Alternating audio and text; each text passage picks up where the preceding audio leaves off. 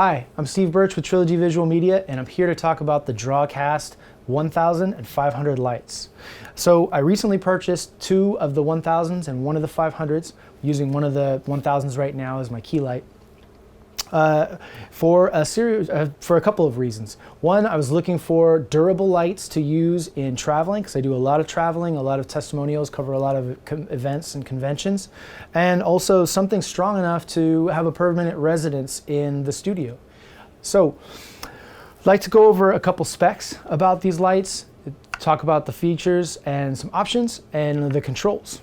So out of the box, these lights come with the panel, mount, stand, a power supply, and case. Now, the case is your typical canvas case with some padding on the inside. One thing I noticed right away is that the light usually has this portion of the stand, the mount, on there, and they don't fit in the bags very well with the light panel and the mount together. They will fit, but it's going to be stretching it, and you kind of feel like your zipper's not going to last very long. So that's something to take into consideration. You may want to remove the mount from the light if you're going to travel around with it. So with the Dracast lights, you have a lot of options. I opted for the barn doors because, as you notice here, there's nothing to protect the LEDs out of the box, and I'm going to do a lot of traveling with these lights. So the first thing I did was order the barn doors for each of the three. Now these guys just slide right on in like this, and you have both protection and light manipulation. Another option is filters. That's another thing that will help protect the LEDs from damage and impact if something does come flying at your lights, which hopefully won't happen. The controls on the light are pretty simple. On the 500, you have a 2-bank option on the on and off switch, fuse, and the toggle between the XLR and the battery. With the 1000, you have a 4-bank. And that's basically the difference between the two. The dimmer switch is basically goes from 30 to 100. Any lower than 30 and the light just stops right there. You're not allowed to dim all the way down, which I kind of wish you could. I understand the reasoning behind it is that there's a color temperature change, or so I've been told.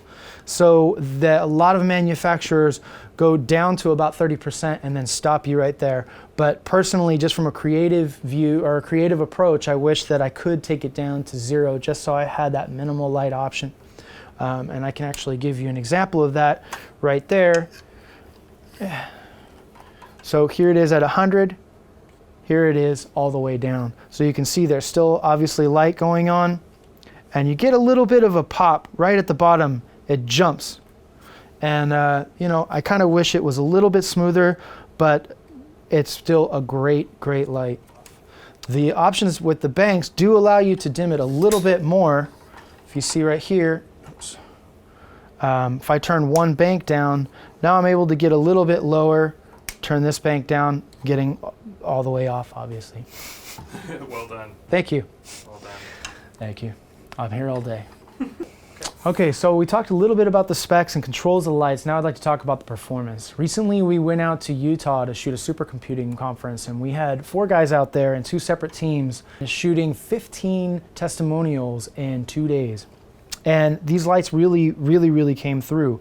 We were able to carry them onto the plane. They are super light, so when you move to your next shot, you can just pick it right up, pick your camera right up, and head on over. And that was one of the main reasons that I decided to buy this set of lights and go with LEDs, because that is the majority of shooting that we do when we're covering conventions, is a lot of running around. So these lights really worked out perfect, and they're powerful enough to have to make a permanent home for themselves in the studio.